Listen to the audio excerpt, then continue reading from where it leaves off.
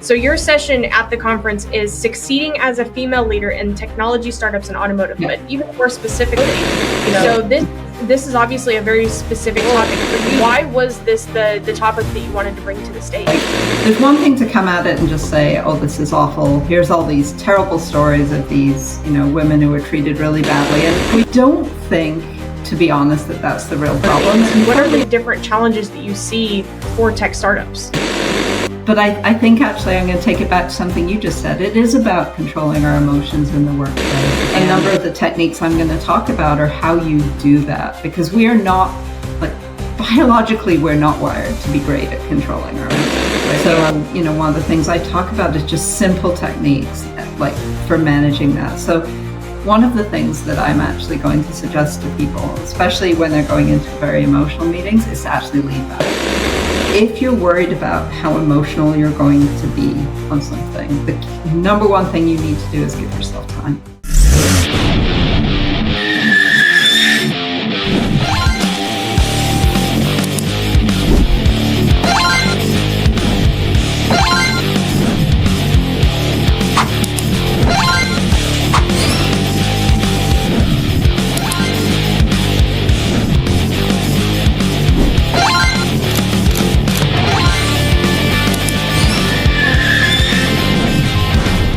It's another day, another episode of the I'm a Car Chick podcast, Women in Automotive Edition. And guys, what I love bringing you more than anything is women who are killing it in the automotive space, who are being a light and leader for other women in the automotive space so that we can bring on as many women as we can into this beautiful industry that we all call home.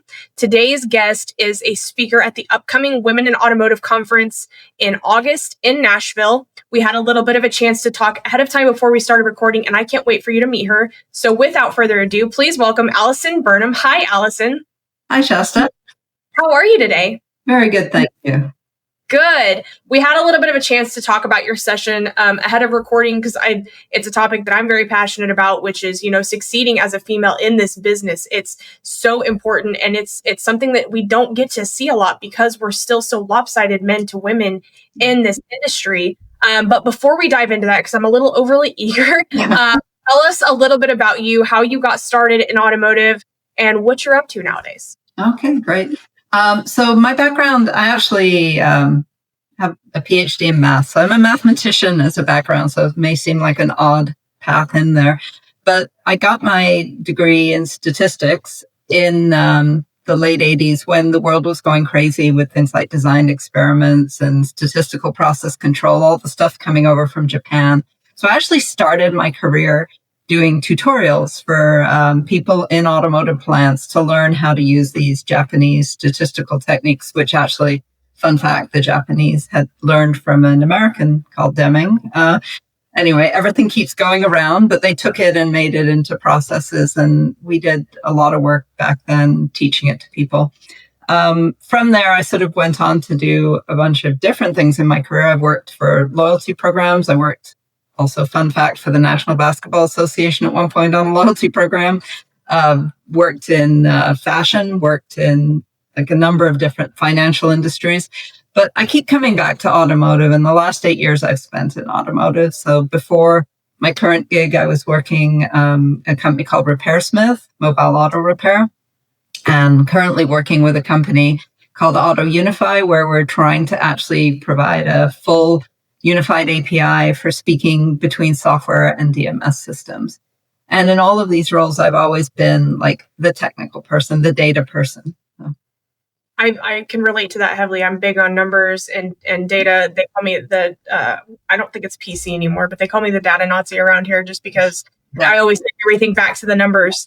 But what an extensive history, getting to work with the NBA, the fashion industry. I mean, all the way back to the 80s. I mean, I think when I think back to the 80s and where, math was really big, I think things like NASA, the development of the internet and the computers that we have today and all of those things that, a lot of times our younger generations don't realize all the work that had to go into us having these nowadays. Yes. I know it's a little off topic, but it's just eye-opening sometimes. It really is. It's funny watching my kids and what they grew up with. They're both software developers, and just what they're used to. Like, you don't know something, you ask Google. I'm like, well, I grew up, there wasn't Google. And they're just like, what? What do you mean? I think I heard one time that Google was introduced. I can't remember if it was like 1996 or 98, somewhere around there. Yeah. And technically, I'm older than Google. And it wasn't that popular when I was young. Like, we grew up, which I'm 30, so I grew up with a little bit of internet, like AOL, and it was mostly chat rooms and playing games and stuff like that. Not a lot of like how you find out information. It was still, go look in your thesaurus or go look in the dictionary to know what that means. So it's crazy how, I could ask my Apple Watch to tell me the definition of something, or, sometimes we're watching a movie and I'm like, man, I wonder how old Clint Eastwood is. And I just pop it up on my watch. How old is Clint Eastwood? And how would I have known that before? We take advantage sometimes of this technology and don't stop to remember all of the work that had to go into, all of us having this. Yeah. It really is kind of mind blowing when you stop and look back on it. I mean, my first computer science class in high school, we had cards and we filled them in with the code and they sent them to the board office. And the next day you'd get your printout of the output of your code. Like it just, wow. Yeah. I'm old. So you said you have your PhD in you said in math, right? Yeah. How does that help you in what you do today? This episode is brought to you by Epic BDC, your number one outsourced BDC solution. Learn more about Epic BDC by checking out the link in the bio. I think it's about thinking logically through problems, like actually taking problems and decomposing them into pieces. That tends to be my way of doing things. I'm a CTO now, so I run software development, even though I'm not a software developer. But I can step back and sort of say, okay, here's what we're building. Here's all the pieces, and let's optimize one at a time and things like that. So that discipline of thinking really does help. The actual methods and techniques I learned, I can't say I use those very much, but that discipline is really helpful. I have to agree on the fact that, knowing and understanding math really helps with everyday problem solving skills. And it's something that I don't know that I would have ever correlated before this, that like I'm a person who in school always enjoyed math, loved algebra, weirdly enough, loved solving those weird types of problems. Like once they started throwing variables and letters in, but now like I consider myself to be a solid critical thinker and somebody who really dissects problems like you mentioned. And so that's an interesting correlation that I don't know that I would have made before. Oh, there you go. No, I think it's when I first learned to code in SQL, which actually came fairly late in my career, but like a database programming language, just the way it makes you think about data is really, really exciting. Like it really puts a structure in there that you can build on. Yeah. And data, it's ever evolving. It's almost an exponential thing itself that it just doubles and triples every single day. It's so much. And I keep getting off topic because I really want to talk about when you're talking about Women in Automotive, but that just fascinated me. So your session at the conference is succeeding as a female leader in technology startups and automotive, but even more specifically, succeeding as a female leader in automotive, like that's another whole thing. And then we've got these other sectors like tech startups where we've really got to put some solid focus because they're even more unbalanced than just women in automotive. So this is obviously a very specific topic for you because you're in that realm, you're in that world. Why was this the topic that you wanted to bring to the stage? I think it's something, we need to talk about. And I want to think about it a little differently. Like there's one thing to come at it and just say, oh, this is awful. Here's all these terrible stories of these, women who were treated really badly. And we've all taken those video courses when you join a big company where, they show these horrific people who I don't think, to be honest, that's the real problem. And funnily enough, for my whole career, that's never been the real problem. Like it's not been these evil people who are trying to keep you out or whatever. It's actually some of the nicest people, some of my best friends, actually. They don't really, we're getting into the stage now of unconscious bias, where perfectly nice people who, if you ask them, would say they totally don't see a gender difference, but they do. And that sort of thing, I think, is really hard to fight. First of all, because a lot of times you think you're imagining it. Like there's nothing so concrete to pin it on, but you find that you're looking at your peers and you're getting those opportunities slower than they are.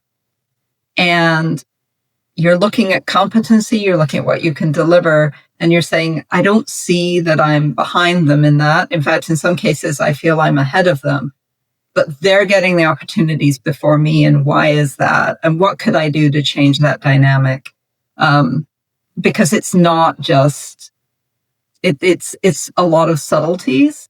And it's about, I really wanted to share, because it's something I've thought about a lot, and wanted to share some of my thoughts to help other women navigate through this.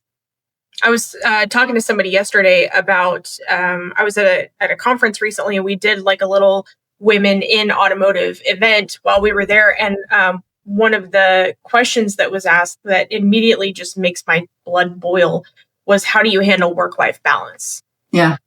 It makes me so mad because the only people who get that question are women. Yeah.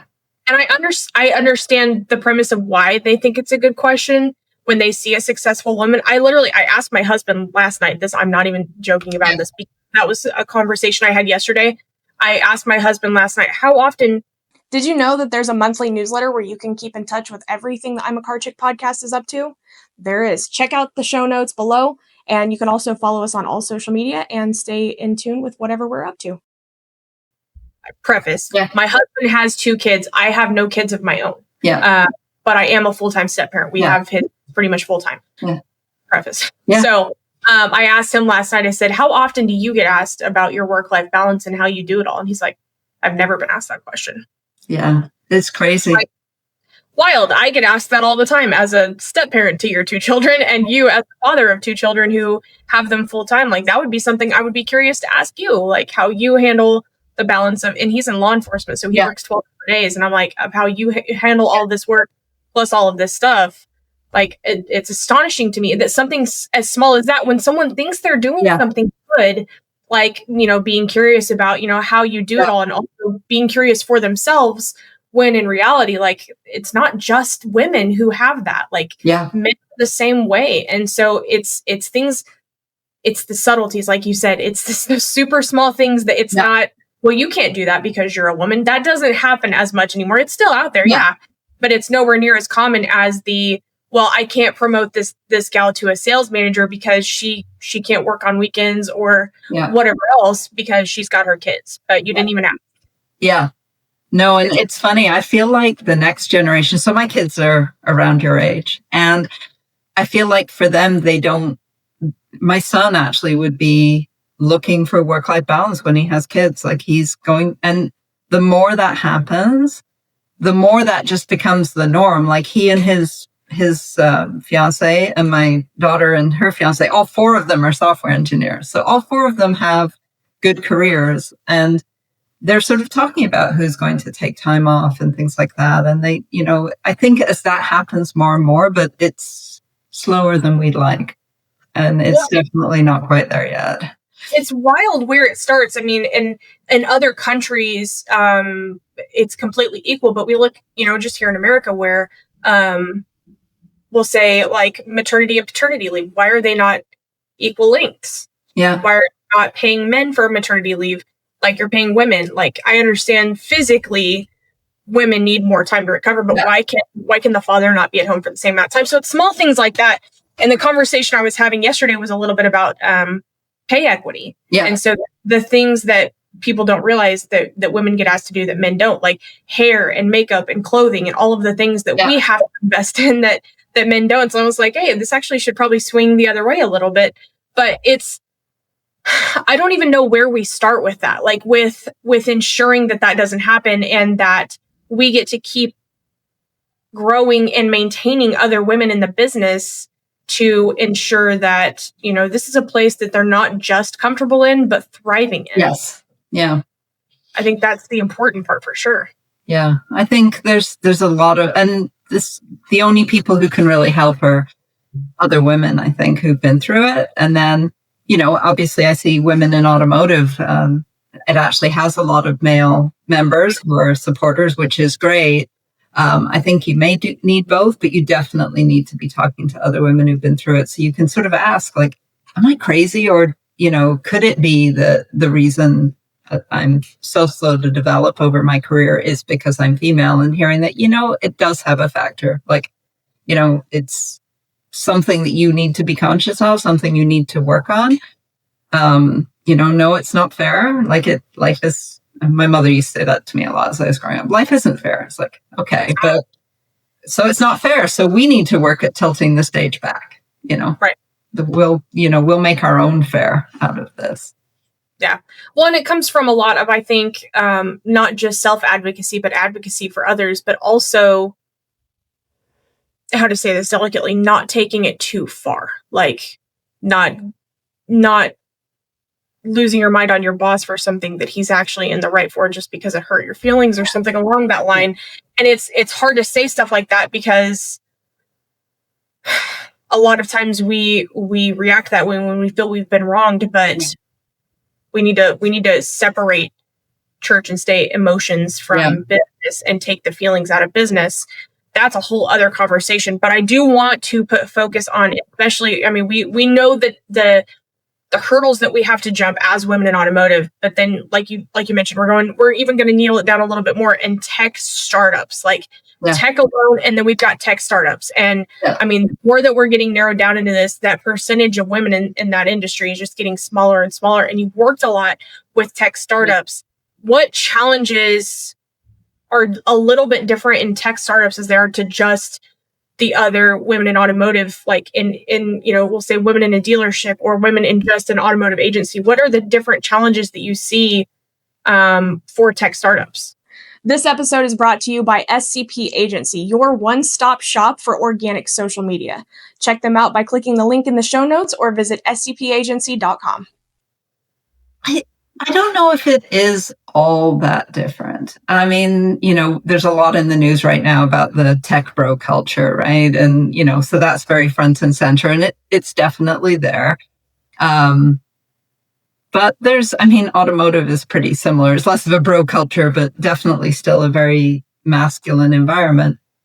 But I think actually I'm going to take it back to something you just said. It is about controlling our emotions in the workplace. And a number of the techniques I'm going to talk about are how you do that, because we are not, biologically, we're not wired to be great at controlling our emotions, right? We are very emotional, and that probably, biologically, evolutionarily helps us with things like parenting and things like that. But in the workplace, it can often be a problem.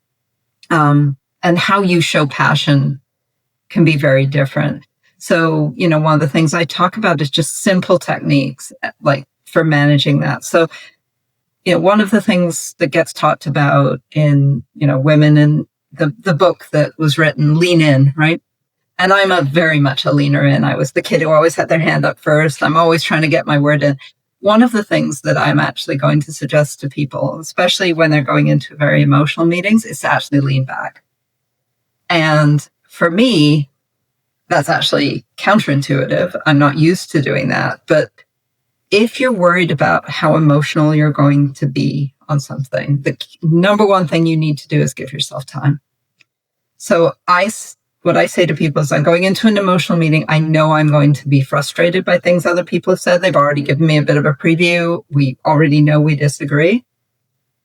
Forcing yourself to listen to everybody first, not interrupting, not arguing with them. Even when they say something that's like just pushing a button, you're sitting back. Speak. There's a lot of power in speaking last. This in a lot of meetings, like CEOs will sit back and they'll wait for everyone else to speak, and then they'll say their piece. And the reason they do that is because they expect that their piece will kind of finish it, right? Like they're the boss. So sitting back and taking that position, forcing yourself to do it, has two advantages. First of all, it does put you in you're putting yourself in a bit more of a power position. But more importantly for us as women, giving yourself time to control your emotions. So one thing I found, something as simple as having a great big glass of water next to you. And every time someone says something where you just want to tell them, no, you're wrong. Here's why you're wrong. Taking a great big swig of water, drinking it, putting I like it down. So then you've they've gone on, they've moved on. You're now not as upset. You don't feel you need to argue with them.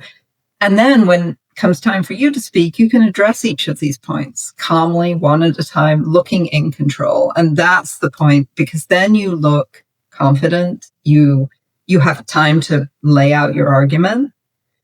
And it's been so many years of my career before I got to the point where I could do it. And I will not lie, I'm still not 100%. But that technique of forcing yourself to lean back is sometimes very helpful. So that's the sort of thing I'm talking about, is like just psychological things you can do to yourself to control how you deal with the world around you, that actually it's not necessarily like being like a man. It's more just taking the things that we associate with leadership, right, and letting ourselves do those. And just like a marriage or any relationship you have, your relationship with your coworkers and with your leadership, or if you are leadership with your downline, is you've made it this far. And I have to say thank you so much for listening. Please be sure to rate the show, whether you're listening on Apple Podcasts or Spotify, subscribe on YouTube, and of course on all social media channels. Light it up. The number one thing that's most important is communication. Yes. And communication isn't just when everybody's happy and dandy. Yeah. Communication is also when you're heated and passionate, and how to handle that. And it's, that the comment that you mentioned about taking a drink of water is retraining your body when you get into that fight or flight mode, that I'm not going to react right now. I'm not going to react right now. I'm going to sit on this for a second. But that is the problem, is DNA wise, like we go into fight or flight so fast. We get that adrenaline spike, we're shaking, and then that's even more embarrassing. So you're getting more mad that you're physically showing that you're upset. I'm speaking from 1000% myself right now, because that's what happens to me. I get in those situations where there's a lot of conflict, and that fight or flight just kicks in, and you have the adrenaline shakes, and you're just like, I've got to resolve this right now. And so being able to settle that down and, take that drink of water and train your body to not immediately jump to that place. It is biological. It's 100%. It's not that you're overreacting. It's not that, you're freaking out on somebody. This is in your DNA. This is physical, and it is hard to control. But once you have control of it, it impact every part of your life. It does. It does. And it's incredibly empowering when you're so proud of yourself. It's funny. It's like you almost want to give yourself a pat on the back. Right. It's like, I did that because you know how hard that was. Everyone else, you look calm, cool, in control. You managed that meeting just fine. And part of you is like, yeah, you have no idea how hard that was. Yeah. And you'll never forget it. You'll never forget the moment when you didn't react and everything in your body told you to react and you didn't. You will never forget that moment, because you'll look back on it and think, wow, that was huge. That was that final moment where I finally realized, emotional intelligence and how to have a conversation with passion without emotion. Yeah. Yeah. Stick it to the facts. Yeah. This is I had a similar conversation yesterday, and it's such an important topic, and one that I think tends to be an easy excuse for people considering to bring women into leadership. Oh, well, they're too emotional. She's too emotional. Yeah. She freaks out too much. That with just a tiny little bit of training and emotional cue teaching, things like that, we can easily overcome that argument. And there's more women out there who react more like a man than you would even realize, that, actually have more of their emotions in play than even men do, where they're not, spitting across the table as to where you think, well, you're going to be crying across the table. Yeah. No, for sure. It is interesting. And actually another thing I say to women that I mentor is, and one of the skills I like to see in employees I hire is that they have been an active parent. Because you want to practice communication, try convincing a toddler to do something, or a 4-year-old or an 8-year-old. Like, that's where you really have to think about how you communicate. And when you come back, if you come to the workforce and try to use some of these techniques, it's really funny. We still respond to them, we still respond to the techniques that people use with small children, because that small child is still in there, right? So I actually love working with people who are active parents, because I find it generally, especially someone who's a very thoughtful parent, is going to be a better communicator. I agree. And especially, especially as those kids get older and they start talking back, and you're like, I didn't punch my kid today. Yeah. Yeah. You can tell I have 2 teenagers. Yes. I love this conversation so much, and I know that we're looking forward to it at the conference. Any other little pieces that you can give the audience to look forward to that are really important to you, that you want to make sure that these people walk away with? I think the big thing is come up and speak to me at the conference. I want to meet people. I've been in automotive for 8 years, but the previous 6 were in the aftermarket, which is a bit of a different space. Looking forward to meeting many more women in the automotive retail space and hearing your stories and, having that connection so we can keep talking after the conference.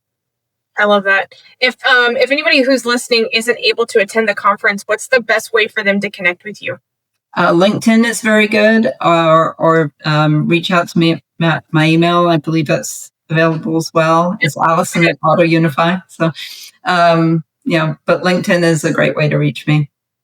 Awesome. Will you be there for all the days of the conference? I will. Yeah. Yes, that's awesome. Perfect. Well, I'm gonna make sure that I am in your session. I've tried to get it strategically planned as to. So I really want to be there to watch you speak and support you.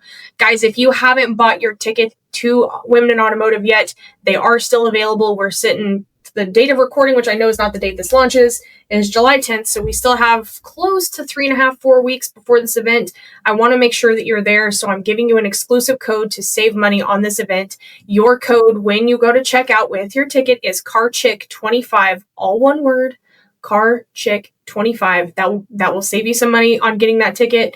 I won't be posting that on social media anywhere, so this is the only place you're going to hear it. But I want you there. I want you being a part of conversations like this. I want you to walk away with the steps that people like Alison are going to teach you, as far as these tips and tricks as how to get through these high conflict situations, or how to succeed as a female in leadership.